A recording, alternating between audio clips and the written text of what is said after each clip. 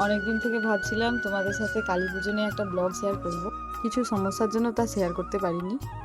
তো ফাইনালি সময় করে তোমাদের সাথে ব্লগটা শেয়ার করছি।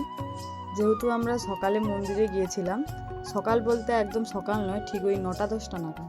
আর গিয়ে দেখি বিভিন্ন ধরনের ফুল দিয়ে মন্দির সাজানোর কাজ চলছে। আর দেখো সাজানোটা জাস্ট কতটা সুন্দর হয়েছে। আর তোমরাই কমেন্ট করে বলো কেমন হয়েছে। আর জানো তো গাইস, এখানে না একটা জিনিস আমার খুব ইউনিক লেগেছে।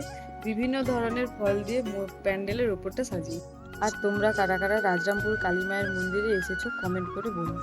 মূর্তির কাজটা এখনো সম্পূর্ণ হয়নি। আর চলো তোমাদের বাইরের সাইডটা দেখাই। আর মন্দিরের চূড়ায় দেখো লাল ও সাদা ফুল দিয়ে জয় মা কালী লেখা রয়েছে। আর বিভিন্ন রকম ফুল দিয়ে সাইডটা কত সুন্দর ডিজাইন করেছে। এবং এই সাইডটাতে মাটির হাঁড়ি কলসি ও নানা রকমের খাবার দোকান ও রেস্টুরেন্ট বসে। বৃষ্টি হয়ে কাদা হয়ে যাওয়ার জন্য ওদিকে গিয়ে ভিডিওটি করতে পারলাম না।